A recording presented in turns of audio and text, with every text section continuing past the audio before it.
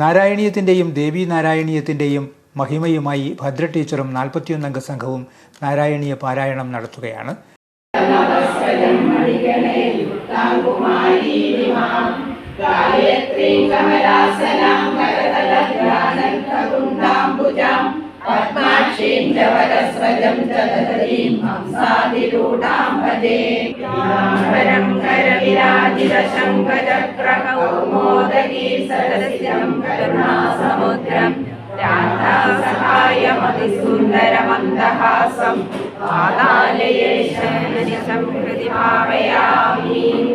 ടീച്ചറിന്റെ നേതൃത്വത്തിലുള്ള പൂഞ്ഞാർ ശ്രീകൃഷ്ണ നാരായണീയ സമിതി മധ്യ തിരുവിതാംകൂറിലെ പ്രമുഖ നാരായണീയ സമിതികളിലൊന്നാണ്. പാലാ ഏഴാച്ചേരി കാവിൻപുറം ഉമാമഹേശ്വര ക്ഷേത്രത്തിലെ ദേശതാലപ്പൊലി മഹോത്സവ വേദിയിൽ ശ്രീകൃഷ്ണ നാരായണീയ സമിതി ദേവി നാരായണീയ പാരായണം നടത്തി. ദേവസ്വം ഭരണസമിതി ടീച്ചറെ പൊന്നാടയണിയിച്ച് ഫലകം നൽകി ആദരിച്ചു.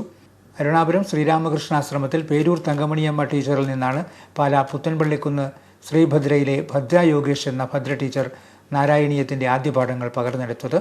ഗുരുവായൂരപ്പന് മുന്നിലും നാരായണീയം എഴുതിയ മേൽപ്പത്തൂരിൻ്റെ ജന്മസ്ഥലമായ ചന്ദനക്കാവ് ക്ഷേത്രത്തിലും കാടാമ്പുഴ ക്ഷേത്രത്തിലുമെല്ലാം ശ്രീകൃഷ്ണ നാരായണീയ സമിതി പാരായണം നടത്തിയിട്ടുണ്ട്. ദേവി നാരായണീയമാണ് ഇവിടെ പാരായണം ചെയ്യുന്നത്. മേൽപ്പത്തൂർ ഭട്ടതിരിപ്പാട് എഴുതിയ ശ്രീമദ് ഭാഗവതത്തിൻ്റെ സംഗ്രഹമായ ശ്രീമദ് നാരായണീയം പോലെ ദേവി നാരായണീയം അത്രയ്ക്ക് പ്രചാരമായിട്ടില്ല. കുറേ വേദികളിലൊക്കെ ഞങ്ങൾ വായിച്ചു. ദേവി നാരായണീയം രചിച്ചത് പാലേലി പ്രൊഫസർ ശ്രീ പാലേലി നാരായണൻ നമ്പൂതിരിയാണ്.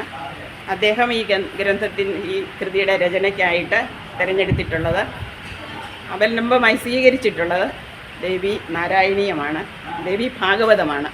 ദേവി ഭാഗവതം ശ്രീമദ് ഭാഗവതം പോലെ തന്നെ നവാഹം സപ്താഹം നടത്തുന്ന പോലെ ഭാഗവതത്തിൻ്റെ നവാഹം എല്ലാ ദേവീക്ഷേത്രങ്ങളിലും മിക്കവാറും നടത്താറുണ്ട്. മേൽപ്പത്തൂരിൻ്റെ നാരായണീയത്തിനൊപ്പം ദേവി ഭാഗവത സപ്താഹവേദികളിൽ ദേവി നാരായണീയവും ഇപ്പോൾ പാരായണം ചെയ്യുന്നുണ്ട്.